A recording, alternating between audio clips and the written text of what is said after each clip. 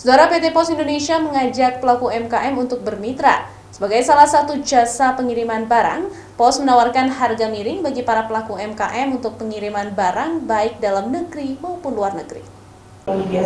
Eksekutif General Manager Kantor Pos Cabang Utama Kota Banda Aceh, Nur Zamaludin, mengajak para pelaku UMKM untuk bermitra dengan pihaknya dalam hal pengiriman barang.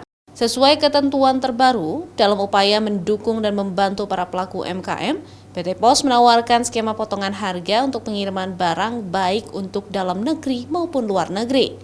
Ratusan unit kantor cabang PT Pos yang tersebar di sejumlah kabupaten kota di Aceh juga diharapkan mampu dimanfaatkan sebaik mungkin oleh para pelaku UMKM untuk mengirimkan produk UMKM mereka kepada konsumen. Dari pengiriman ini kami mencoba membuka peluang sehingga benar-benar produk UKM yang di depannya nanti menjadi daya saing dalam penjualan, sehingga harga dan distribusi ini kita coba untuk ditekan, dikendalikan, sehingga produk-produk yang menjadi dari UKM tersebut bisa berdaya saing tinggi. Selain itu, PT Pos juga saat ini siap melakukan pengiriman hingga ke luar negeri, sehingga para pelaku UMKM tidak perlu khawatir akan barang yang dikirim. Syahril, Kompas TV, Banda Aceh.